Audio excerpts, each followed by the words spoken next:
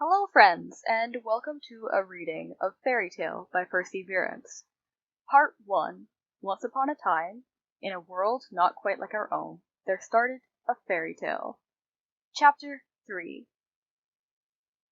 Princess Anyala Vates hummed a tune of soft rain and salty seas as she brushed her long bushy hair. She had a faint recollection of such natural beauties from her life before the tower, but the lyrics gave more details than her memory could provide. She smiled to herself in a wry fashion, and cursed her vile situation once more. A smartly dressed goblin, who was their only regular companion, entered the room. He carried a crystal glass tray, upon which stood both their dinners. She usually cooked herself, but the goblin arrived weekly on Tuesdays to attend to any needs she had. Each visit usually came with the hopes of a full stomach. "Your meal is ready, my lady. I hope you enjoy it," he announced, laying the dishes onto the dinner table. She had never learned his name, and it was much too awkward to ask after 10 years. "Thank you, sir. This is beautiful," she complimented. It wasn't close to a lie in the situation. Her dinner was exquisite. The translucent platter held several round plates, all of which compiled to make a full meal. The main course was the ribs of an aged monosaurus, the sides were of fruit and vegetable kind, and the drink was a pot of tea.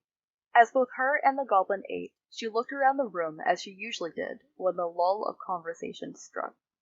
The walls changed constantly with the contents of the dwelling. This was probably to make sure that Anya would have nothing long enough to get attached.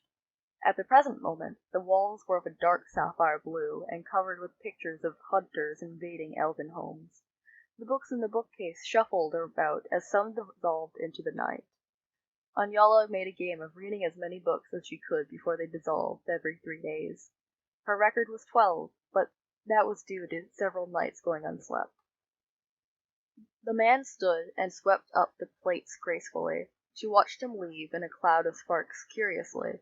She really did wonder how he got involved in all this. Twirling a strand of her long length of hair, Anya mused to herself about who her weekly visitor could be. Was the man cursed into servitude? Did he owe the queen a favor? Was he even real at all? This special place warps reality all the time.